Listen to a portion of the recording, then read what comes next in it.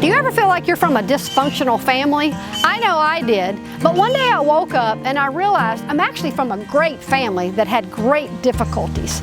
My name is Beth Townsend, and I'm sharing my Life on Purpose story with you today. That is today's segment. My husband asked me some great questions about things I've never shared with anyone before, but Life on Purpose TV has given me the courage to share my life on purpose, one story at a time. Stay tuned, because it's not just me, we've got a lot more coming.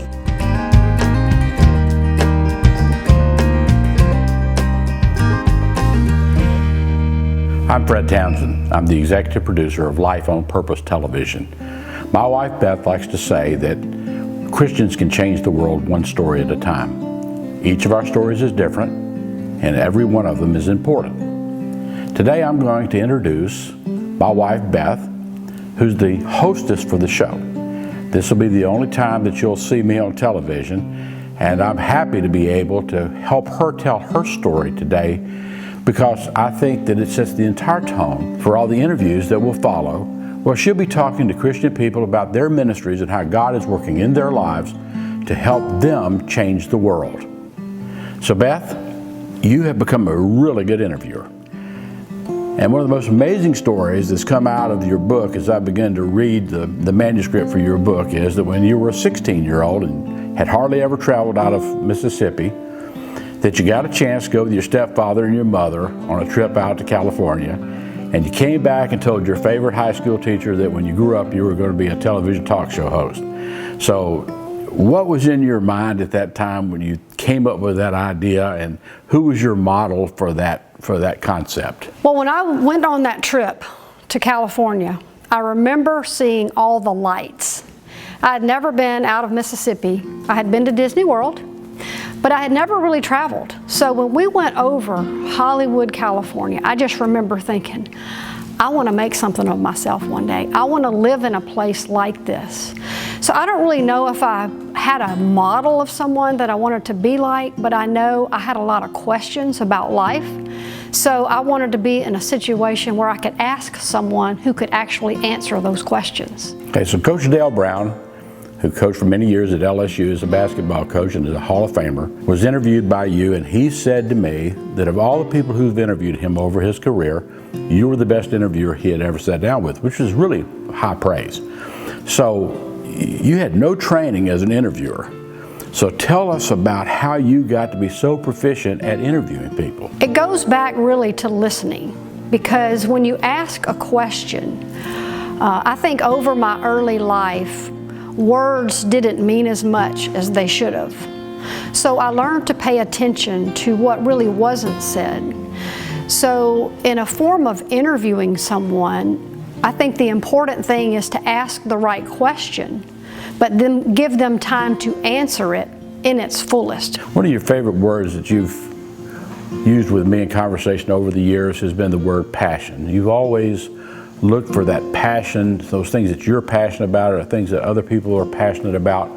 So your interviewing really began after we were married, and you began to interview people for stories, and that started with your concept for a book. So talk a little bit about some of the interviews that you've done over the years, some of the people who impacted you in your own faith walk as you developed those stories. Well, as you know, as you were there when I started the concept, I wanted to write a book called People with Passion, because I was a person of passion, but I didn't know what to do with it.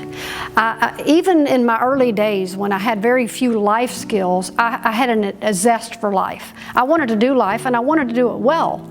But I didn't really have the answers to be able to put that into practice. It was when I started teaching seminars that people started asking me, after I'd had a successful career and I'm in a setting where I'm teaching people how to do work life and how to succeed at work, that someone asked me, as you know, I'm just a young, like maybe 20 years old, someone said, how did you know your purpose? Like I knew my purpose.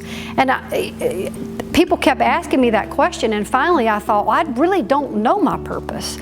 I felt like my purpose was more about making ends meet and building a life out of the few skills that I had, and part of that was being able to ask questions of other people that could help me, because I needed help.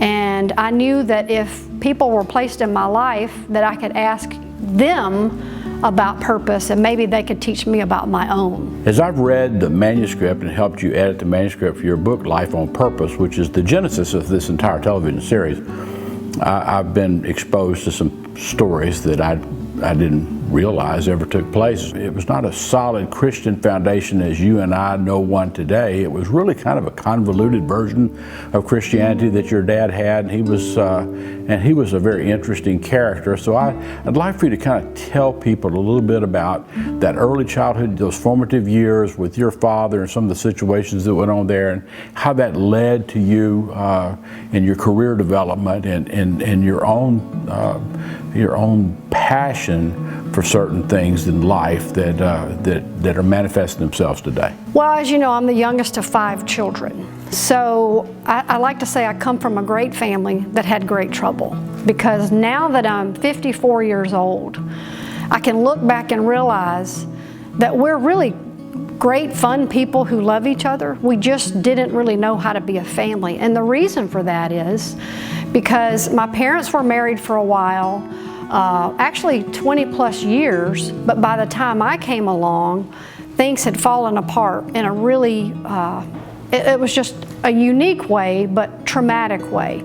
My dad, I believe, was a man of great purpose. He was creative, he was a Christian, he loved the Lord, but he began somewhere along the way to lose the patience that it requires to pursue purpose. So when you pursue purpose, you have to wait on God, or you get out there on your own. So he got out there, I believe, on his own, and he began to justify poor decisions with Scripture. So while we might sit as a family and do devotions on a Sunday after going to church, he might have a relationship with a woman that was inappropriate. And while we didn't know how to judge that, we knew that it was wrong. If our life on Sunday didn't look the rest of the week like, it didn't look like Sundays. And so it was very confusing on my faith and the rest of our faith, because we were building on incorrect foundations. When you're growing up in that atmosphere, and it's very confusing and very difficult, you reach a point where your mother and father have divorced. Yes. He gets married multiple times. Your mother finds a new love and remarries, and you're pretty much on your own as a teenage girl, and kind of left to your own devices, almost raising yourself. One night that began to really kind of transform your life was someone broke into your home and tried to kidnap you. It was it's a very intense story, and I don't want you to go through the entirety of the detail because you write about this in great detail in the book. But talk a little bit about that incident and how, as you look back upon them, they impacted you. So the weekend was that my parents were out of town. My step-grandmother was there, unalert to my being there. Had a friend sleeping over. Late in the night, I'm asleep in my bed. She's asleep in the same room, and I wake up to someone sitting on the bed. It's dark. I assume that I'm dreaming, so I just kind of tune out and I think, oh, this can't really be real. And then all of a sudden I felt his hand, and it was in a very private place, and I realized it was time to wake up and this was real. And he just said, "Get up, you're coming with me." And I woke up and I realized this is happening.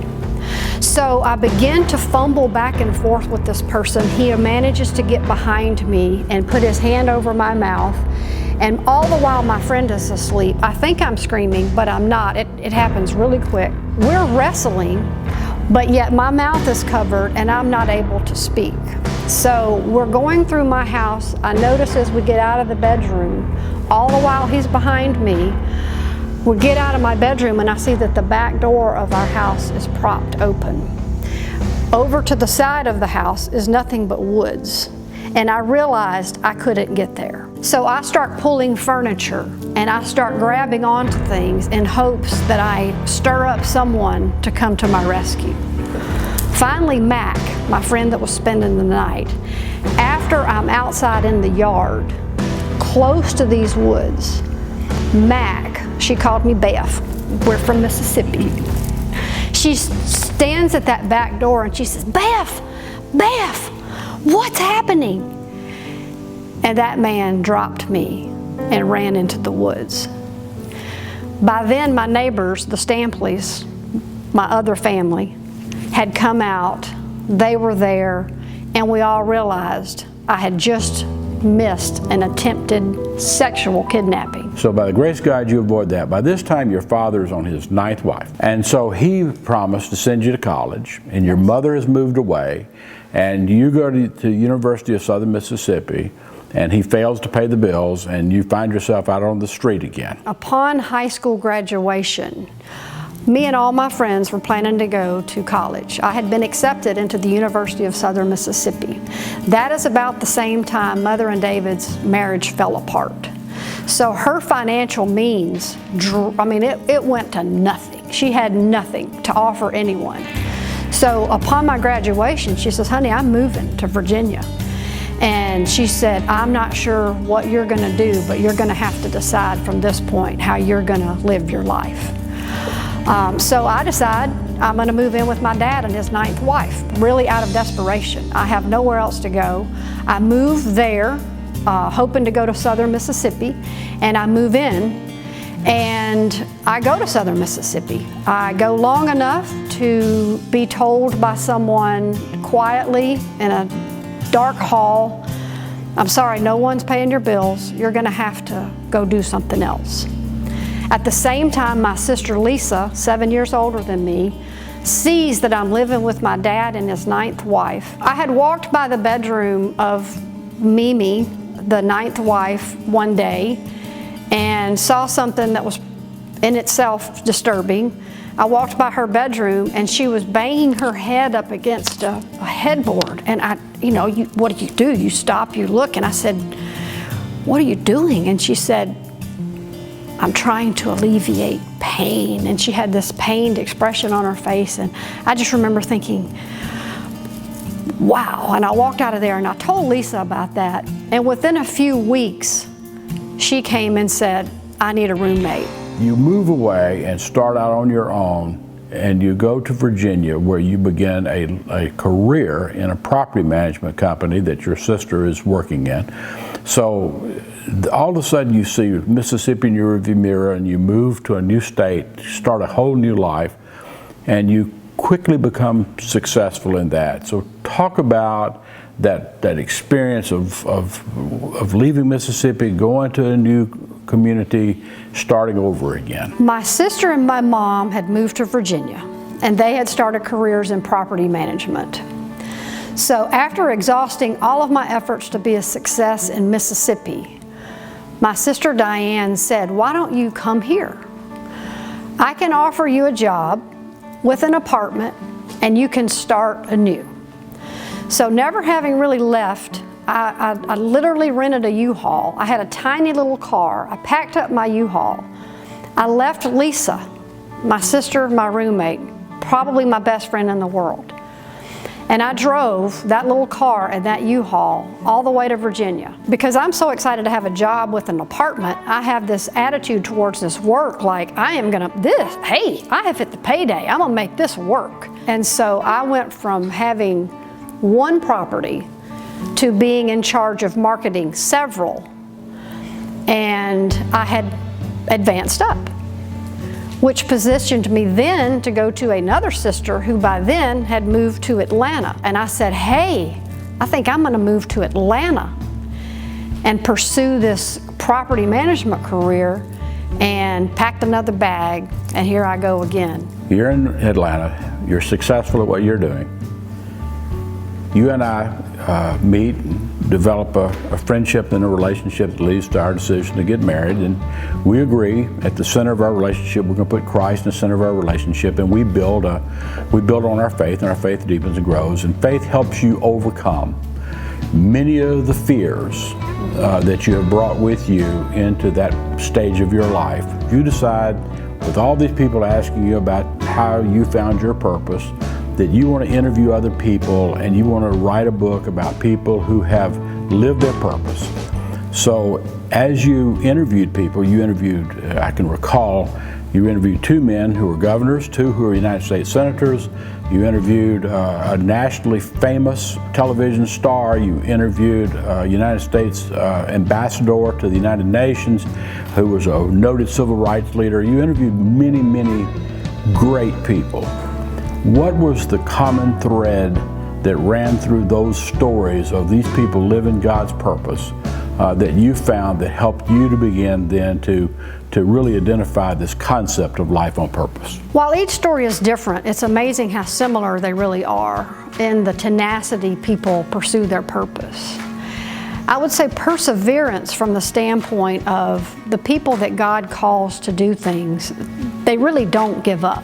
I think when God really calls you to something and gives you a drive for it, you can't give up. Somehow you just can't, even though sometimes you want to.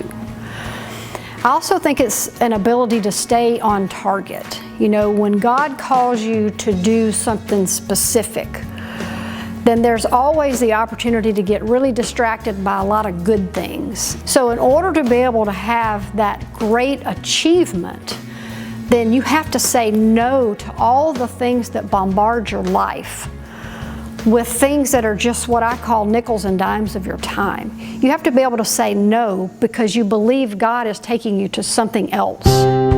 You've heard parts of my story now, and you probably have questions. Well, I answer all of those in my book called Life on Purpose. I hope that if you're interested in that, you will go to lifeonpurpose.tv and order that, and then share with me what you think of my story. And also, would you like to see more Life on Purpose TV shows? We want to go to every state in the union. There are people living life on purpose everywhere. We want to share the good news. Will you help us? If you would like to do that, go to Give for future episodes at lifeonpurpose.tv. Thank you so much for joining us today.